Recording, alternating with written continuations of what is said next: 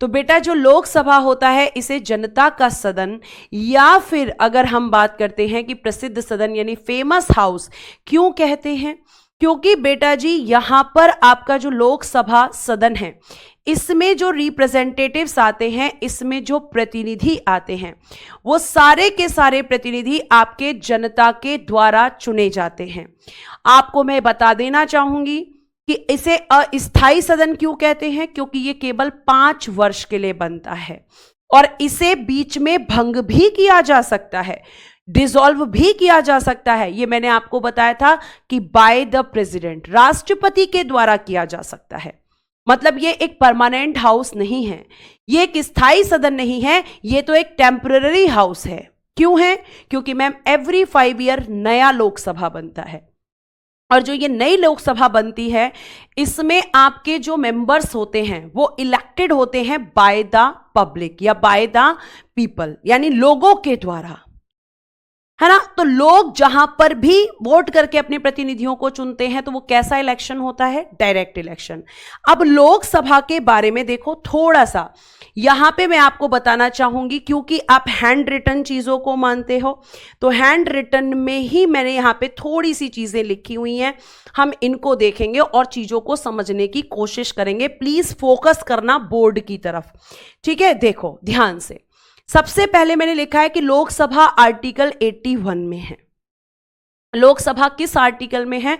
Ma'am Lok Sabha article 81 में है। आपने बताया था कि लोकसभा का गठन आर्टिकल 81 में दिया गया है। लेकिन अगला क्वेश्चन कि लोकसभा का गठन किससे होता है? तो लोकसभा का जो गठन किया जाता है बेटा वो किससे मिलकर होता है? सदस्यों से मिलकर होता है। और लोकसभा के जो सदस्य होते हैं उनको आप क्या कहते हैं? एमपी कहते हैं। एमपी की फुल फॉर्म मैंने आपको बताई थी, मेंबर ऑफ पार्लियामेंट, यानी संसद का सदस्य, जिसे कई बार हम सांसद भी कह देते हैं। ठीक है, आपका चाहे लोकसभा का सदस्य हो चाहे राज्यसभा का, दोनों सदनों के सदस्य को सांसद ही कहते हैं, एमपी ही कहते हैं। अब बेटा एक क्वेश्चन बनता है एग्जाम में कि जो लोकसभा में सदस्य होते हैं इनकी संख्या मूल संविधान में कितनी थी, वर्तमान में कितनी है, ये सारे प्रश्न एग्जाम में बनते हैं। तो मूल संविधान में लोकसभा की जो सदस्यों की संख्या थी वो थी बेटा जी 500। कितनी थी बेटा? मैम 500 थी। और ये जो 500 थी ये ओरिजिनल कॉन्स्टिट्यूशन में थी। अब इस सदस्य संख्या को बढ़ाया गया, तो बढ़ाया गया तो संविधान में 7वां संविधान संशोधन हुआ 1956 में। और इस संशोधन को करके लोकसभा के सीटों की संख्या को 500 से बढ़ाकर 525 किया गया। 500 से बढ़ाकर कितना कर दिया गया? 525।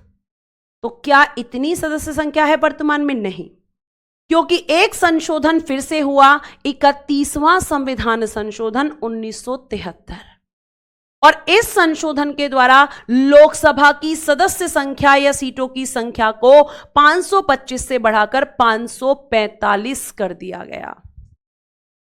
और जब 545 किया गया था तो आप ध्यान रखेंगे कि ये आपकी वर्तमान में सीटों की संख्या कितनी है लोकसभा की? 545। तो सदस्यों की भी उतनी ही होगी मैम? नहीं, सदस्यों की उतनी नहीं है। सदस्यों में 2 की कमी हुई है। लेकिन कब हुई है आपको मैं बता दूं बेटा जी, 2019 से पहले, 2019 से पहले लोकसभा में सदस्यों की संख्या या सीटों की संख्या कितनी होती थी? 545। लेकिन 2019 में चेंजेस हुए हैं, बताऊंगी क्या चेंजेस हुए हैं। तो अब आपने ये तो जान लिया कि वर्तमान में सीटों की संख्या कितनी है? 545। लेकिन अगर पूछे वर्तमान में सदस्यों की संख्या कितनी है तो 543। 2 की कमी करोगे आप। क्यों करेंगे मैम कमी? अभी बताऊंगी। अभी आप फिलहाल ध्यान रखो कि अगर क्वेश्चन पूछा जाए लोकसभा में वर्तमान में सीटों की संख्या 545 और लोकसभा में अगर पूछा जाए वर्तमान में सदस्यों की संख्या तो 543। क्योंकि बेटा सीटों में कमी नहीं की गई है, सदस्यों में कमी की गई है। क्योंकि सीटें तो मैम ये जो 545 सीटें हैं ना, ये 2026 तक के लिए निश्चित कर दी गई हैं, फिक्स कर दी गई हैं। और फिक्स किस संशोधन के द्वारा? प्रश्न बनता है 84वें संविधान संशोधन 2001 के द्वारा लोकसभा में सदस्यों की संख्या को निश्चित कर दिया गया है। ये बात आप बहुत अच्छे से ध्यान रखेंगे। और किस ईयर के सेंसस के बेस पर, कौन से साल की जनगणना के आधार पर फिक्स हैं 2026 तक के लिए? 1971 की जनगणना के आधार पर। अभी तक आपके यहां पर 1971 की जनगणना के आधार पर लोकसभा, विधानसभा, राज्यसभा और विधान परिषद की सदस्य संख्या निश्चित है। यह कब परिवर्तन होगी? 2026 के बाद।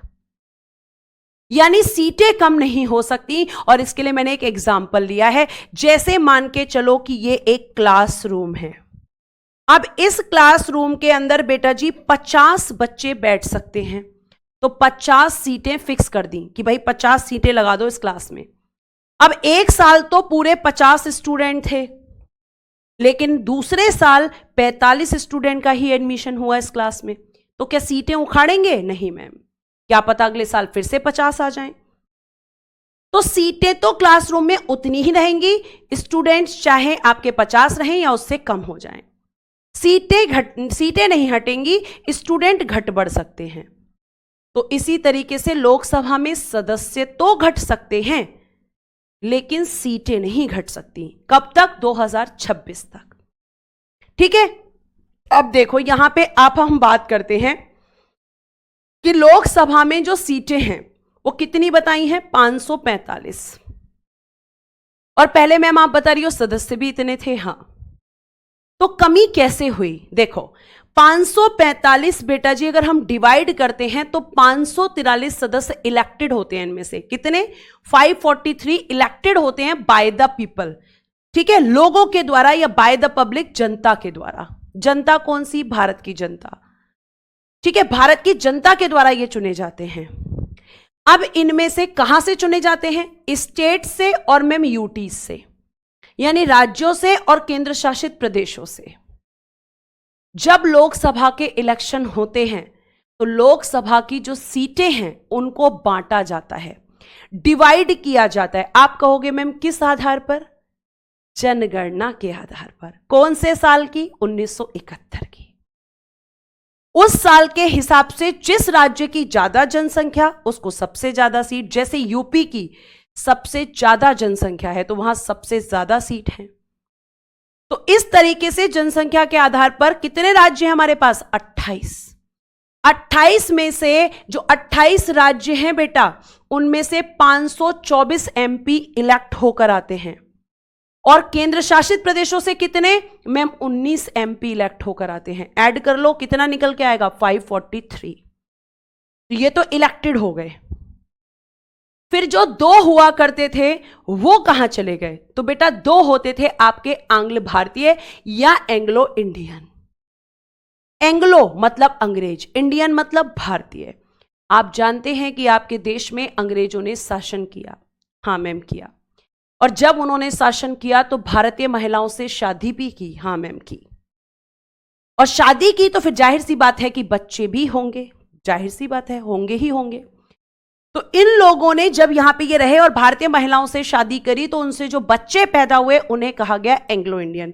यानी अगर बच्चे के पिता अंग्रेज और माता भारतीय है तो उनसे पैदा बच्चा अंग्रेज एंग्लो इंडियन होगा। और उल्टा भी हो सकता है, माता अंग्रेज हो सकती है, पिता भारतीय, तो भी बच्चा एंग्लो इंडियन। और इन एंग्लो इंडियंस को लोकसभा में पहले नॉमिनेट किया जाता था। कितने एंग्लो इंडियन? केवल 2। केवल 2 एंग्लो इंडियंस को नॉमिनेट किया जाता था। किस आर्टिकल के द्वारा और कौन करता था? तो मनोनीत करते थे राष्ट्रपति जी, आर्टिकल 331 के अकॉर्डिंग। करते थे मतलब अब नहीं होते? नहीं। 104वां संविधान संशोधन 2019 में लोकसभा में आंग्ल भारतीय सदस्यों को मनोनीत किया जाए, मनोनीत नहीं किया जाएगा, लोकसभा में मनोनीत नहीं किया जाएगा। इसको ठीक कर लेना, मनोनीत नहीं किया जाएगा मतलब खत्म कर दिया कि भैया इनको नहीं मिलेगा अब यहां पे नॉमिनेशन। आप बोलोगे क्यों?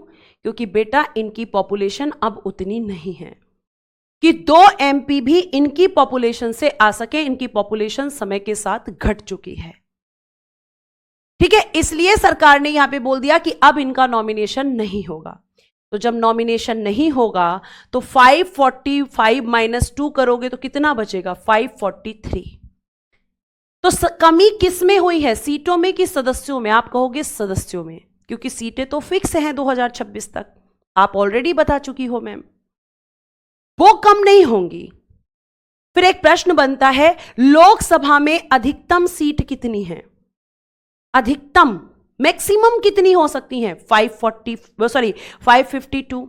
और लोकसभा में अधिकतम सदस्य संख्या कितनी हो सकती है? तो मैम वो हो सकती है हमारी 550। इसमें भी 2 की कमी, क्योंकि सदस्य तो कम हो चुके ना 2, मैक्सिमम में भी और प्रेजेंट में भी।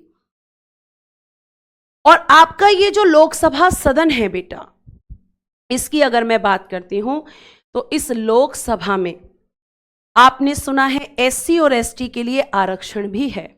Reservation for SC and ST इन लोकसभा, इनको आरक्षण दिया जाता है। और जिसमें SC की सीट कितनी है? 84, ST की कितनी है? 47। अब इस रिजर्वेशन को 104वें संविधान संशोधन 2019 के द्वारा 2020 से बढ़ाकर 2030 कर दिया गया है, यानी 10 वर्षों के लिए बढ़ाया गया है। और रिजर्वेशन इनको किस आर्टिकल में मिलता है?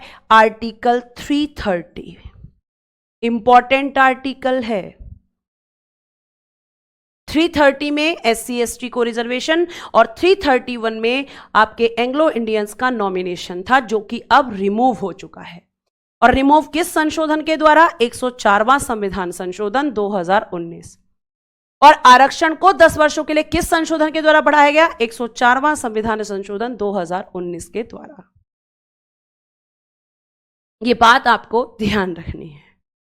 अब बात करते हैं कि भाई जो लोकसभा होती है, लोकसभा के सदस्यों का निर्वाचन, तो मैं आपको ऑलरेडी बता चुकी हूं कि कैसा इलेक्शन होता है? Direct election. अब डायरेक्ट इलेक्शन है तो वोटर कौन होगा? मतदाता कौन होगा? मैं जनता। लेकिन कौन सी जनता? और ये जो जनता होती है क्या माने? कौन सी जनता? क्या कोई भी आके वोट कर देगा? नहीं। आर्टिकल 326 कहता है कोई व्यक्ति जो भारत का नागरिक है, सिटीजन ऑफ इंडिया है, जिसकी न्यूनतम आयु 18 या 18 वर्ष से अधिक, ठीक है, 18 मिनिमम है, मैक्सिमम कितनी भी हो सकती है, लोकसभा और विधानसभा के निर्वाचनों में मतदान कर सकता है। क्योंकि लोकसभा और विधानसभा दोनों के ही इलेक्शन कैसे होते हैं? दोनों के ही इलेक्शन आपके डायरेक्ट होते हैं। तो इन दोनों के इलेक्शन में हमें राइट ऑफ वोटिंग है, हमें मतदान का अधिकार है। और बेटा जो मतदान का अधिकार होता है वो एक राजनीतिक अधिकार है, यानी एक पॉलिटिकल राइट होता है। यह क्वेश्चन भी पूछा जाता है कि मतदान का अधिकार कैसा अधिकार है? तो ये एक पॉलिटिकल राइट है, ये एक राजनीतिक अधिकार है। फिर एक क्वेश्चन बनता है एज ऑफ वोटिंग, मतदान की आयु। तो बेटा जी 1989 से पहले 21 साल थी। पहले कितनी थी? 21 साल। लेकिन 61वां संविधान संशोधन किया गया 1989 में, और इस एज को 21 से घटाकर 18 वर्ष कर दिया गया, 18 ईयर्स कर दिया गया। यह आप ध्यान रखेंगे। तो ये आपके क्वेश्चंस बनते हैं। और जो संशोधन मैं बता रही हूं बहुत इंपॉर्टेंट है, 7वां, 31वां, 84वां, 61वां, 104वां, ये सब। अब हमने जाना कि लोकसभा में सीटें, लोकसभा में निर्वाचन, लोकसभा में अब क्या जानना है कि अगर हमें लोकसभा का सदस्य बनना है तो उसकी योग्यता, उसकी क्वालिफिकेशन क्या होती है। तो बेटा लोकसभा के सदस्य की अगर मैं योग्यता की बात करती हूं तो लोकसभा के सदस्यों की योग्यता के बारे में हम बात करेंगे यहां पर सदस्यों की अर्हताएं, आप चाहे अर्हताएं कहें चाहे आप योग्यताएं कहें, इंग्लिश एक ही होती है, क्वालिफिकेशन। तो लोकसभा सदस्यों की अर्हताएं मतलब क्वालिफिकेशन ऑफ लोकसभा आर्टिकल 84 में दी गई हैं। ठीक है, जहां लिखने की जरूरत होगी वहां मैं लिखकर बताऊंगी, अब आप ध्यान से सुनते रहिए। ठीक है, तो आप कहेंगे अर्हताएं यानी क्वालिफिकेशन कहां पर दी गई हैं? आर्टिकल 84 में, यह आप ध्यान रखेंगे। इसमें क्या कहा गया है कि भाई भारत का नागरिक हो, यानी सिटीजन ऑफ इंडिया होना चाहिए। अगर आप लोकसभा का सदस्य बनना चाहते हैं तो उसकी आयु कम से कम 25 वर्ष यानी मिनिमम एज। आप कहोगे मैक्सिमम, तो मैक्सिमम का प्रोविजन नहीं है, मैक्सिमम का प्रावधान आपके संविधान में नहीं है। यह आप ध्यान रखेंगे कि मैम मैक्सिमम एज नहीं है, मिनिमम एज तो है। ठीक है, उसके अलावा प्यारे बच्चे अगर हम बात करें तो और क्या क्वालिफिकेशन हो सकती है? तो मैम आपने बताया हुआ है कि पागल ना हो, ठीक है, do not unsound mind, do not unsound mind, पागल ना हो, दिवालिया ना हो, do not insolvent, do not insolvent.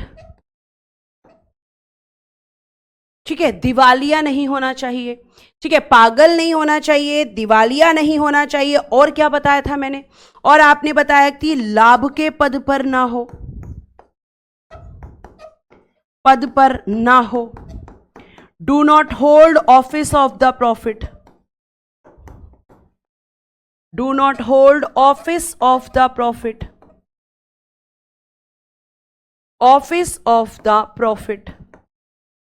और यही सेम क्वालिफिकेशन राज्यसभा के मेंबर की भी होगी, बस एज आ जाएगी 30 वर्ष। एज कितनी हो जाएगी? 30 इयर्स। यही सेम क्वालिफिकेशंस होंगी उसकी भी, यही पढ़ाऊंगी मैं आपको, देखना। ठीक है, तो लाभ के पद पर नहीं होना चाहिए। आगे देखो नेक्स्ट क्या लिखा है।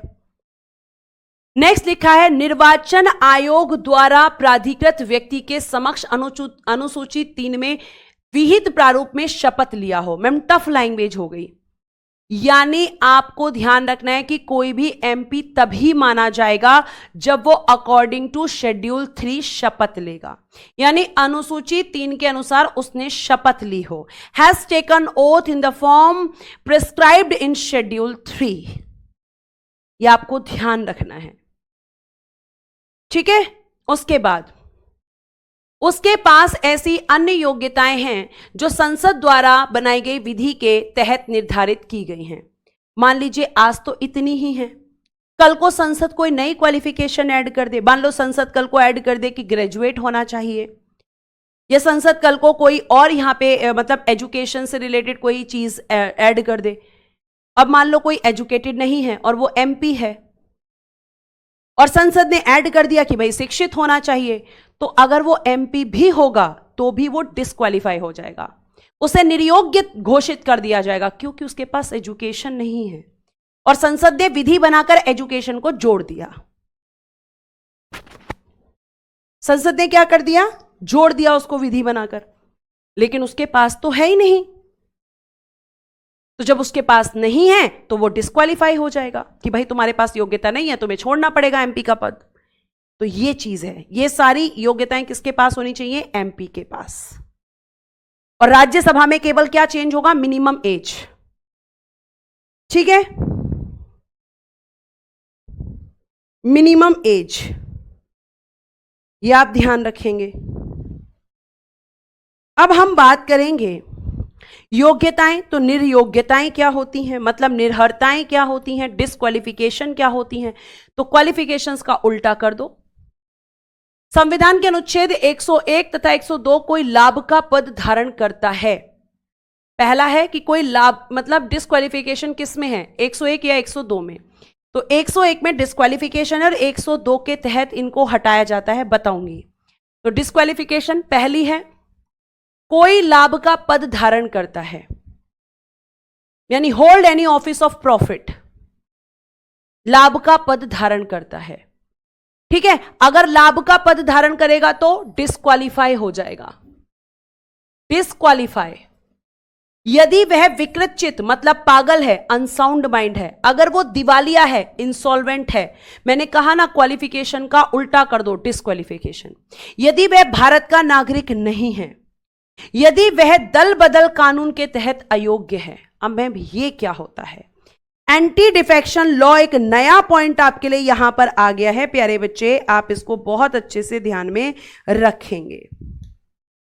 तो दल बदल कानून कहां पर है? मैंने आपको बताया हुआ है 10वीं अनुसूची में है, 10th शेड्यूल में एंटी डिफेक्शन लॉ है, 10th शेड्यूल। और इसमें मैंने आपको बताया है कि जो आपकी 10वीं अनुसूची है उसमें एंटी डिफेक्शन लॉ को इसीलिए जोड़ा गया था कि कोई भी एमपी या एमएलए अगर बार बार पार्टी चेंज करता है, अगर बार बार दल को चेंज करता है, तो उसको डिस्क्वालीफाई किया जा सकता है according to schedule 10। According to schedule 10। ठीक है, तो आपको दल बदल क्या होता है कि जब कोई सदस्य बार बार यहां पर, जैसे मैंने इसको एक्सप्लेन भी किया है, जैसे दल बदल के तहत क्या होता है, यदि वह उस राजनीतिक दल की सदस्यता स्वेच्छा से छोड़ देता है। मान लीजिए आप पॉलिटिकल पार्टी जो है बीजेपी के सदस्य थे, एग्जाम्पल है, और आप बीजेपी से इलेक्ट हुए। अब आपने क्या किया कि भाई मुझे बीजेपी में नहीं रहना, मुझे तो कांग्रेस में जाना है, तो एंटी डिफेक्शन लॉ लगेगा। यदि वह उस राजनीतिक दल द्वारा दिए गए निर्देशों के विरुद्ध सदन में मतदान करता है या नहीं करता है, तो भी एंटी डिफेक्शन लॉ लगेगा, तो भी दल बदल कानून लगेगा। क्यों लगेगा मैम? क्योंकि बेटा जो तुम्हारी पार्टी है, जिस दल से तुम एमपी या एमएलए बने हो, एमएलए के लिए भी सेम है, इसीलिए मैं एमएलए बोल रही हूं। तो जिस पार्टी से तुम एमपी बने, अब तुमने क्या किया, पार्टी ने निर्देश दिए कि ऐसा नहीं करना है, तुमने वैसा ही कर दिया, तुमने अपनी ही पार्टी के खिलाफ वोट कर दिया, या जब पार्टी ने कहा कि वोट करो तो तुमने वोट ही नहीं किया, जिसकी वजह से तुम्हारी पार्टी की छवि खराब हो रही है। तो फिर क्या होगा? तुम गलत कर रहे हो ना। मान लो तुम एक तुम्हारा दोस्तों का एक ग्रुप है, अब तुम अपने ही ग्रुप के खिलाफ बात करो तो तुम्हारी दोस्ती टूटेगी कि नहीं टूटेगी? बिल्कुल टूटेगी। तो ऐसे व्यक्ति को क्यों कोई पॉलिटिकल पार्टी अपनी पार्टी में रखेगी? कोई नहीं रखेगी मैम। ठीक है, तो यह भी एक कारण होता है, तो यह भी एंटी डिफेक्शन लॉ। नेक्स्ट, जब कोई निर्दलीय सदस्य निर्वाचन के बाद किसी राजनीतिक दल में शामिल हो जाता है, मान लीजिए किसी को निर्दलीय सदस्य, मैंने आपको बताया था इंडिपेंडेंट मेंबर, जो किसी पार्टी से इलेक्ट नहीं होता बल्कि जनता के विश्वास पर उसे इलेक्ट किया जाता है, जनता उसको इलेक्ट करती है ना। अब वो क्या करता है, इलेक्ट हो गया, उसके बाद उसने आके किसी पॉलिटिकल पार्टी को ज्वाइन कर लिया, तो ये तो गलत है ना भैया।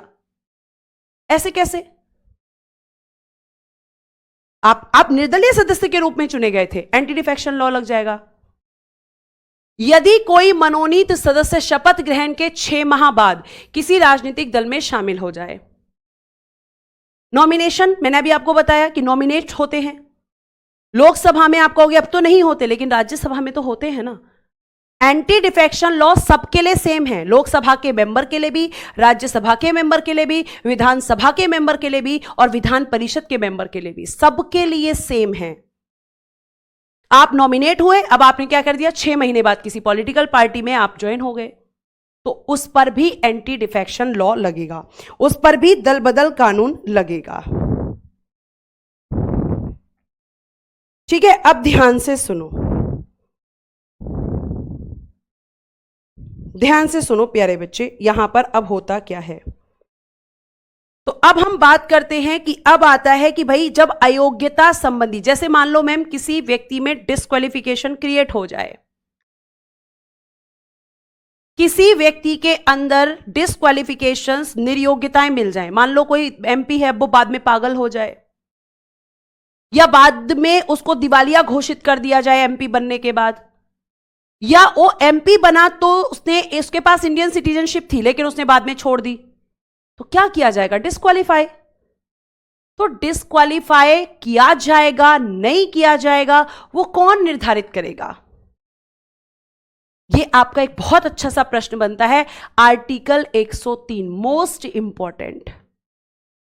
अब देखो आर्टिकल 103 किस चीज को यहां पर बताता है? कह रहा है कि 102 में जितनी भी डिस्क्वालिफिकेशंस हैं, जिसमें पहला है भारत का नागरिक ना हो या लाभ के पद पर हो या फिर वो आपका पागल हो गया हो, दिवालिया हो गया हो, इनमें से या भारत का नागरिकता उसने त्याग दी हो, तो उसे डिस्क्वालीफाई किया जाएगा या नहीं? तो देखो लिखा है अनुच्छेद 102 में वर्णित किसी निर्भरता से ग्रस्त हो गया है या नहीं, तो यह प्रश्न राष्ट्रपति को विनिश्चय के लिए निर्देशित किया जाएगा और उनका विनिश्चय अंतिम होगा। मैम थोड़ी सी टफ है लैंग्वेज।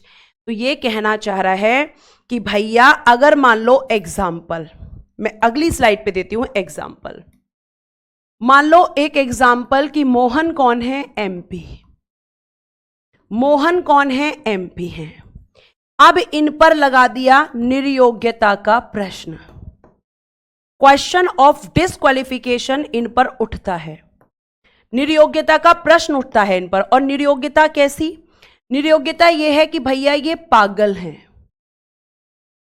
पागल हैं, इन्हें अब एमपी नहीं बनना चाहिए क्योंकि ये पागल हो चुके हैं, ये मेंटली डिस्टर्ब हो चुके हैं। तो ये जो निर्योग्यता का प्रश्न है कि ये पागल है या नहीं है, या इन्हें डिस्क्वालीफाई किया जाएगा या नहीं किया जाएगा, तो इस निर्योग्यता का जो प्रश्न है वो आर्टिकल 103 के तहत राष्ट्रपति द्वारा क्या किया जाएगा? निर्धारित। राष्ट्रपति द्वारा निर्धारित किया जाएगा कि मोहन को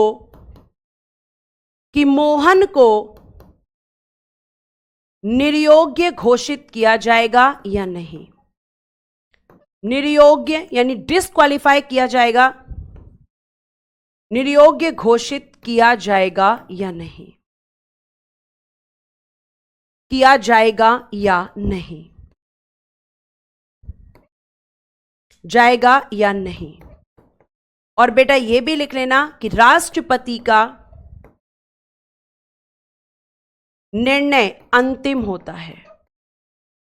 और आप यहां पे ध्यान ये भी रखेंगे कि जब राष्ट्रपति डिसीजन लेते हैं, जब यहां पर राष्ट्रपति डिसीजन लेते हैं, जब राष्ट्रपति निर्णय लेते हैं, जब राष्ट्रपति निर्णय लेते हैं,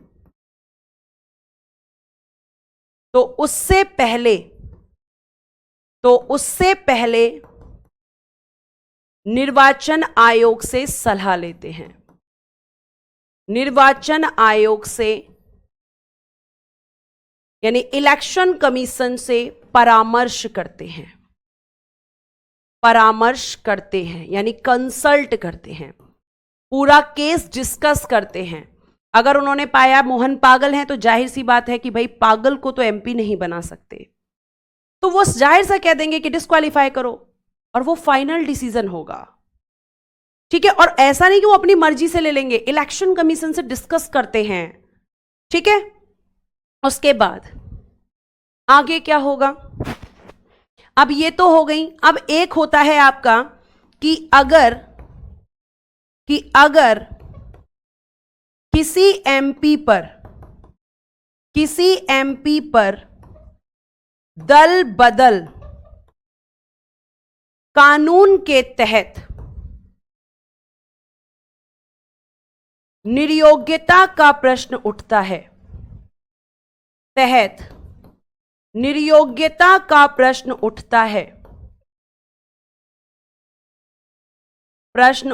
है, तब निर्णय कौन करता है? तब निर्णय लोकसभा अध्यक्ष करते हैं। लोकसभा अध्यक्ष या राज्यसभा के सभापति करेंगे। राज्यसभा के सभापति करेंगे। इस मैटर में बेटा जी प्रेसिडेंट नहीं करते हैं। एंटी डिफेक्शन लॉ का डिसीजन लेने का अधिकार या तो आपके चेयरमैन ऑफ लोकसभा को या फिर आपके जो राज्यसभा के सभापति होते हैं, मतलब इनको कहेंगे speaker of Lok Sabha, speaker of Lok Sabha, Lok Sabha के अध्यक्ष, और इनको कहेंगे चेयरमैन ऑफ राज्यसभा। अगर एमपी राज्यसभा का सदस्य है तो राज्यसभा के सभापति, और अगर एमपी लोकसभा का सदस्य है तो लोकसभा के आपके अध्यक्ष यहां पर डिसीजन लेंगे कि उसे डिस्क्वालीफाई किया जाएगा या नहीं। एंटी डिफेक्शन लॉ के अलावा अगर कोई और डिस्क्वालिफिकेशन है तो उसका डिसीजन फिर प्रेसिडेंट करते हैं, यानी राष्ट्रपति करते हैं। ठीक है, यानी निर्वाचन आयोग की सलाह से ऐसा करते हैं राष्ट्रपति, अपनी मर्जी से नहीं। ठीक है, लिखा हुआ भी है क्या मैम? ये पीडीएफ में लिखा है, बिल्कुल लिखा है। देखो, राष्ट्रपति निर्वाचन आयोग की राय लेगा और उसकी राय के अनुसार कार्य करेगा। ठीक है, यहां पे दिल बदल हो गया है, लिखिएगा। दल बदल के आधार पर संसद सदस्यों की अयोग्यता का निर्णय लोकसभा में अध्यक्ष द्वारा तथा राज्यसभा में सभापति के द्वारा किया जाता है। पीडीएफ में भी सेम चीजें लिखी हुई हैं, तो आपको आपको टेंशन लेने की जरूरत नहीं है। ठीक है, आपको टेंशन लेने की जरूरत नहीं है। अब हम बात करते हैं कि लोकसभा के सदस्यों का कार्यकाल। तो इतना तो अब आपको समझ आ गया होगा कि लोकसभा के जो सदस्य होते हैं उनका कार्यकाल कितना होता है, 5 वर्ष।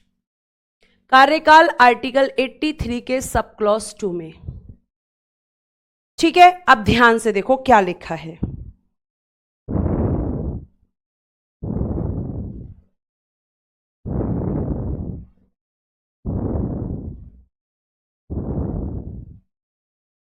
ठीक है, ध्यान से देखो क्या लिखा है।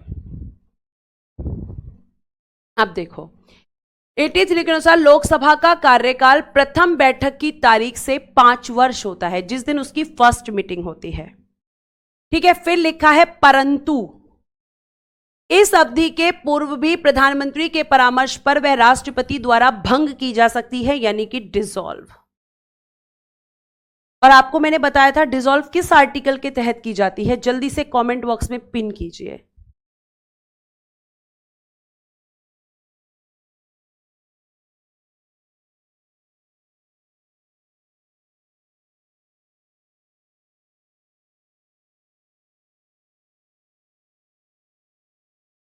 बताइए जल्दी से, किस आर्टिकल के तहत इसको डिसॉल्व किया जाता है?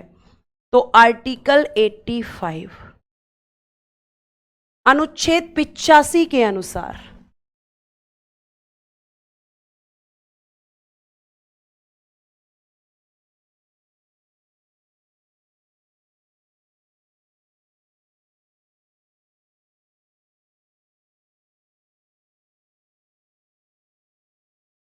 ठीक है, तो कब कर सकते हैं? आर्टिकल 85 के अकॉर्डिंग डिसॉल्व कर सकते हैं कंसल्ट ऑफ प्राइम मिनिस्टर या एडवाइस ऑफ प्राइम मिनिस्टर।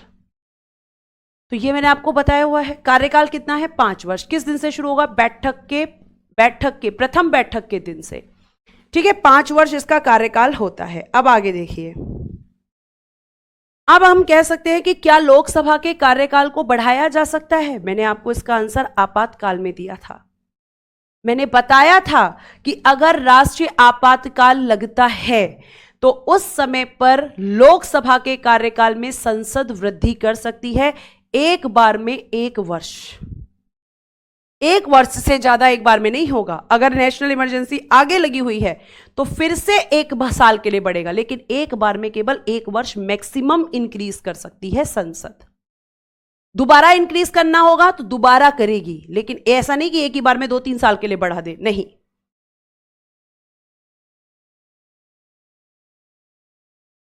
ठीक है, तो देखो यहां क्या लिखा है। आपातकाल की घोषणा लागू होने पर संसद विधि द्वारा लोकसभा के कार्यकाल में वृद्धि कर सकती है, जो एक बार में 1 वर्ष से अधिक नहीं होगी। एक बार में केवल 1 वर्ष के लिए। तो ये ऑलरेडी मैं आपको बता चुकी हूं। अब आप पूछोगे कि क्या ऐसा कभी हुआ है? हां बेटा, दूसरी आपात उद्घोषणा के कारण 5वीं लोकसभा का कार्यकाल 2 बार 1-1 वर्ष के लिए बढ़ा। 18 मार्च 1976 से 1977, 18 मार्च 1977 से 18 मार्च 1978। यानी हम कह सकते हैं कि लोकसभा के कार्यकाल को नेशनल इमरजेंसी के समय संसद के द्वारा एक बार में 1 वर्ष के लिए बढ़ाया जा सकता है। ठीक है, तो ये बात आप ध्यान में रखेंगे। और ये मैं बेटा आपको पहले भी पढ़ा चुकी हूं। अब इसका एग्जाम्पल दे रखा है कि 5वीं लोकसभा का टेन्योर 2 बार इंक्रीज हुआ था। दूसरे आपातकाल की घोषणा कब हुई थी? 1971 में, पहले की 1962 में और तीसरे की 1975 में। और मैंने आपको बताया था कि दूसरा आपातकाल खत्म भी नहीं हुआ था और इंदिरा गांधी जी ने तीसरा आपातकाल लगा दिया था, है ना, फखरुद्दीन अली अहमद साहब से कहकर। बात आ गई समझ में? आगे देखो, अब हम बात करेंगे लोकसभा सदस्यों द्वारा शपथ ग्रहण किस में है? आर्टिकल 99 में है। तो यहां पे ध्यान रखिएगा कि इनकी शपथ कहां पर है? शेड्यूल 3 में है। शेड्यूल 3 यानी अनुसूची 3 में, अनुसूची 3 में, शेड्यूल 3 में इनकी शपथ है, अनुसूची 3 में इनकी शपथ है। फिर अगला क्वेश्चन, शपथ कौन दिलाता है? तो बेटा जी शपथ दिलाते हैं आपके देश के राष्ट्रपति जी, राष्ट्रपति द्वारा, बाय द प्रेसिडेंट। तो लोकसभा के सदस्यों को शपथ दिलाई जाती है अनुसूची 3 के अनुसार राष्ट्रपति जी के द्वारा। ठीक है, अब लोकसभा में या विधानसभा में या राज्यसभा में कहीं पर भी बात करो, देखो कुछ चीजें ऐसी हैं जो सारे हाउस में कॉमन हैं और आपको खुद ही समझ में आ जाएगा जब आप सारे हाउस पढ़ लोगे। ऐसा लगेगा लोकसभा पढ़ने के बाद, अरे राज्यसभा में क्या मैं रिवीजन कर रहा हूं, विधानसभा में क्या मैं रिवीजन कर रहा हूं या कर रही हूं, क्योंकि केवल आर्टिकल्स चेंज होंगे और वही चीजें चलती चली जाएंगी कुछ परिवर्तन के साथ, केवल कुछ परिवर्तन होंगे। ठीक है, जैसे अब हम बात करते हैं कि आपका एक आपने वर्ड सुना होगा, अधिवेशन व गणपूर्ति। यानी आपका अधिवेशन यानी जो सेशंस होते हैं, है ना, तो अगर कोई सेशन होगा, कोई सत्र होगा, तो वो सत्र की क्या कंडीशन होती है? तो कहा जाता है कि अधिवेशन गठित करने के लिए गणपूर्ति सदन की कुल सदस्य संख्या का 1/10 भाग होना आवश्यक है। अगर मैं इसको साधारण शब्दों में समझाऊं तो यह कहा जा रहा है कि भैया अगर लोकसभा की बैठक होनी है तो लोकसभा की बैठक तभी होगी जब लोकसभा के कुल सदस्यों का यानी टोटल मेंबर्स ऑफ लोकसभा के कुल सदस्यों का 1/10 सदस्य उपस्थित होंगे। मतलब हम ये कह सकते हैं कि मैं आज से आपकी क्लास में कंडीशन रख दूं कि अगर 100 बच्चे लाइव होंगे तो ही मैं क्लास लूंगी, अगर 100 से कम होंगे तो मैं क्लास नहीं लूंगी। तो मैंने क्या फिक्स कर दिया? स्टूडेंट्स का एक नंबर फिक्स कर दिया मिनिमम की 100 तो होने ही चाहिए, 100 से कम हुए तो क्लास नहीं लूंगी। तो ऐसे ही यहां पर होता है कि अगर आपके जो सदस्य हैं वो जैसे लोकसभा के कुल सदस्य कितने हैं 543, तो उनका 1/10 निकालो, तो उतना मिनिमम मेंबर आपका जब प्रेजेंट होगा तभी लोकसभा की बैठक होगी, तभी सेशन होगा, तभी अधिवेशन होगा, अदरवाइज नहीं होगा। अब आप कहो अगर उपस्थित ना हो तो क्या होगा मैम? अगर उपस्थित ना हो तो फिर क्या होगा वो भी बता दो। ठीक है, देखो लिखना, अगर कोरम पूरा ना हो तब लोकसभा अध्यक्ष द्वारा बैठक को तब तक के लिए स्थगित कर दिया जाएगा, तब तक के लिए स्थगित कर दिया जाएगा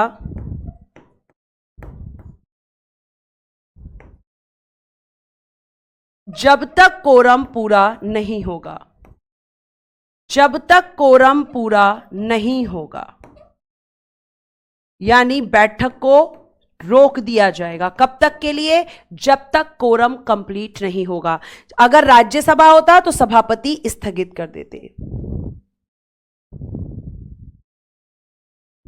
ठीक है, तो ये होता है कोरम, और ये सभी हाउस में कंपलसरी होता है, चाहे लोकसभा हो, राज्यसभा हो, विधानसभा हो या विधान परिषद हो, सभी के लिए कंपलसरी होता है।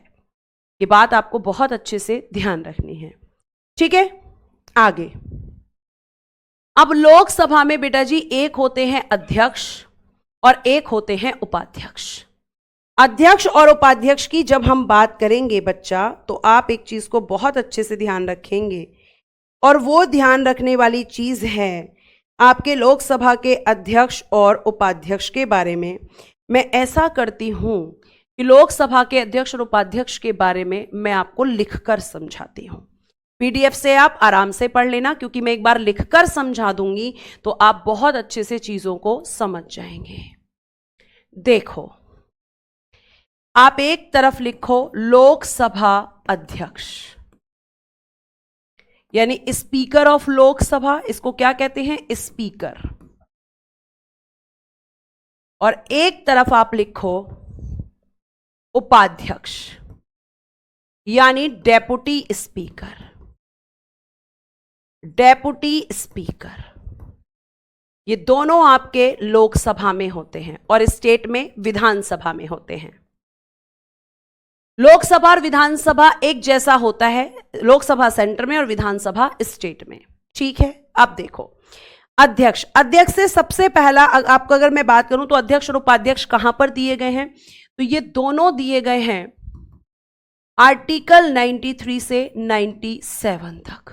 पहली बात इतनी याद रखो कि आर्टिकल कौन से हैं। अब देखो ध्यान से मेरी बात को सुनना। लोकसभा अध्यक्ष कहां से आते हैं? तो देखो, लोकसभा सदस्य अपने में से चुनते हैं। अपने में से एक को अध्यक्ष और एक को उपाध्यक्ष चुनते हैं। इंग्लिश में बेटा पीडीएफ में लिखा है, अभी यहां पे समझ लेंगे। केवल एक को अध्यक्ष और एक को उपाध्यक्ष चुनते हैं, यानी हम कह सकते हैं कि मैम चूज करते हैं। क्या करते हैं? इनको चूज, इनका चयन करते हैं। ठीक है, ये लाइन आप बीच में से हटा सकते हो कि मैम इनको चूज करते हैं, इनको चुनते हैं। जैसे क्लास का मॉनिटर कहां से आता है? क्लास के अंदर से।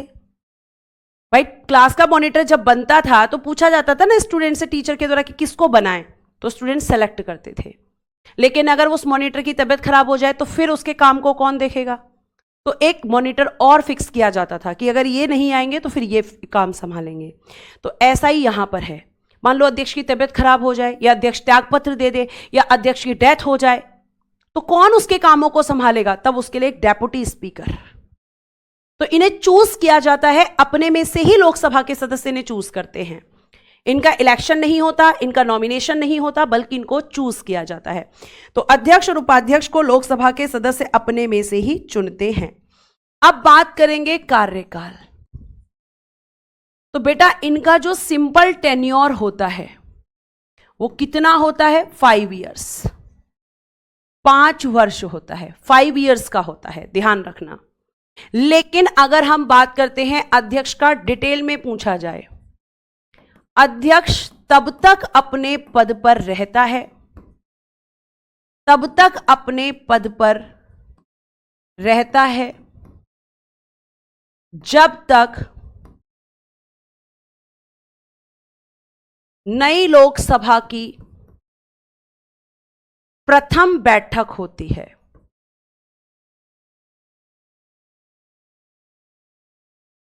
ठीक है, जिस दिन इसकी फर्स्ट मीटिंग होती है नई लोकसभा की, तब तक ये अपनी पोस्ट पर रहता है, ये आप ध्यान रखेंगे। ठीक है, उसके बाद में बेटा जी त्यागपत्र, रेजिग्नेशन, तो एक्सचेंज करते हैं, रेजिग्नेशन एक्सचेंज करते हैं ये, यानी स्पीकर किसको देगा?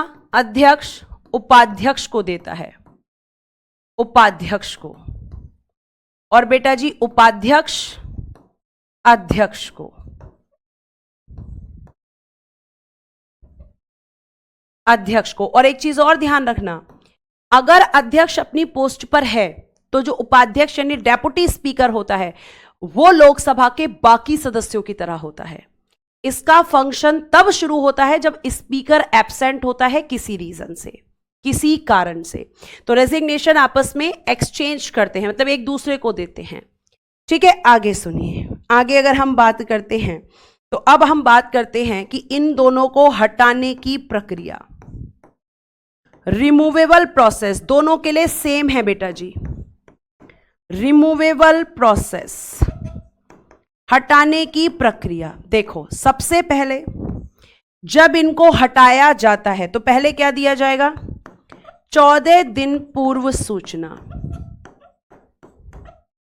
यानी बिफोर 14 डेज क्या दिया जाएगा? नोटिस।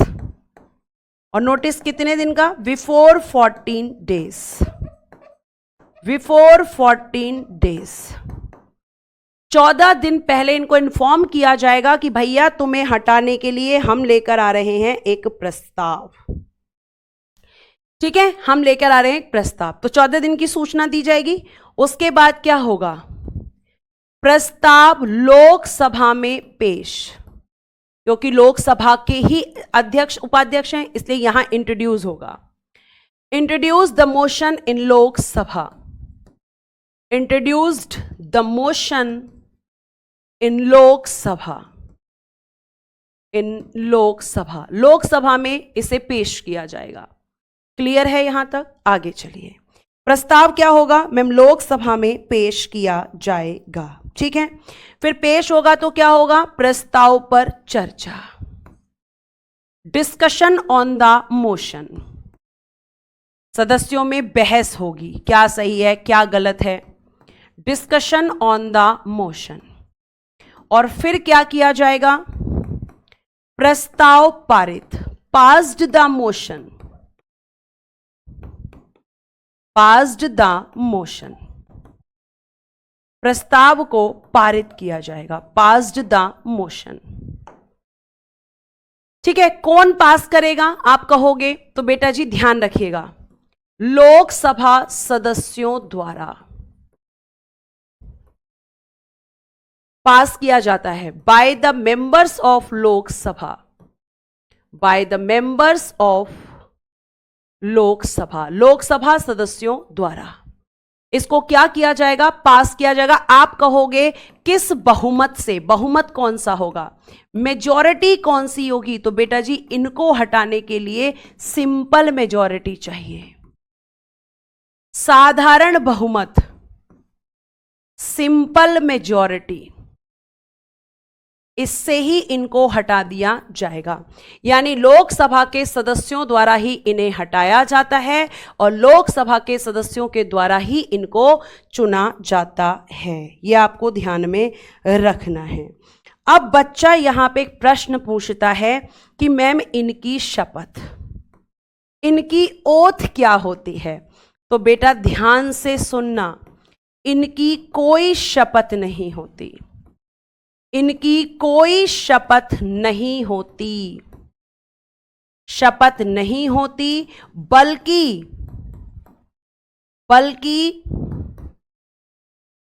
ये सांसद के रूप में शपथ लेते हैं, बल्कि ये सांसद मतलब लोकसभा सदस्य, बल्कि ये सांसद के रूप में शपथ लेते हैं।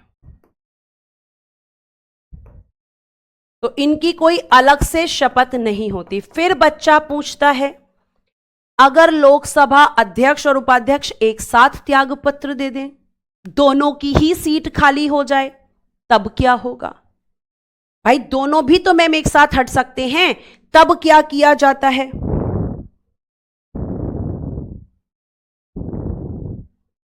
ठीक है, तो ध्यान से देखो,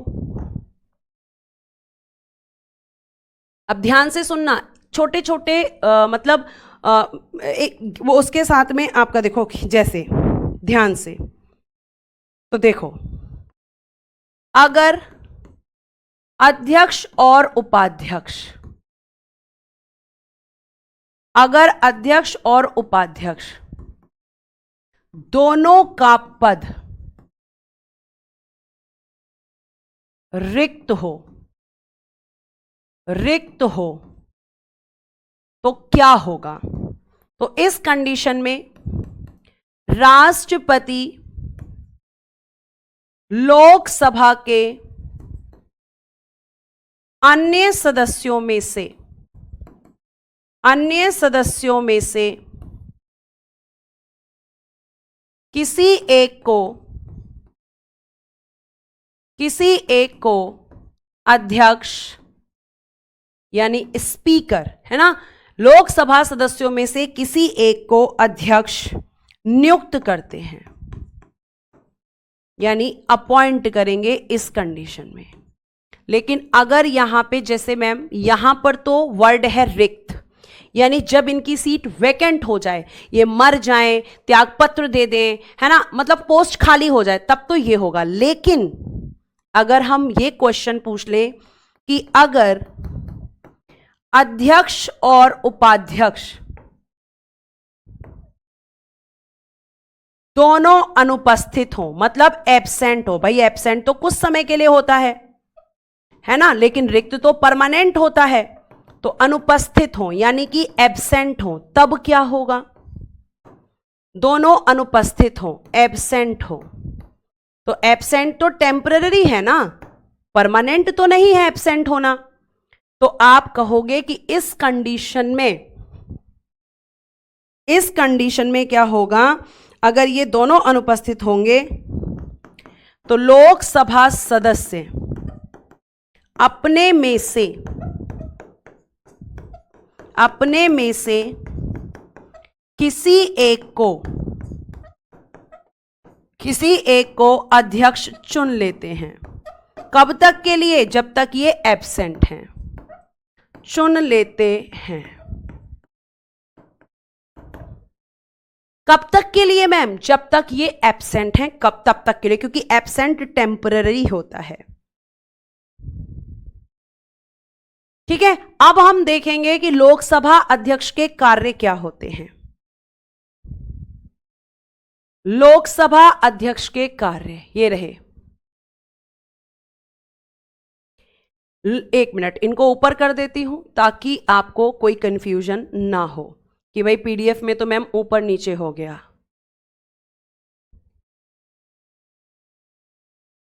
ठीक है, तो लोकसभा अध्यक्ष के अधिकार तथा कार्य देखो, पहले अध्यक्ष के देखो फिर उपाध्यक्ष का बताऊंगी। उपाध्यक्ष का एक ही लाइन में कार्य आएगा, बताती हूं कैसे। वह लोकसभा की बैठकों की अध्यक्षता करता है, क्लियर है।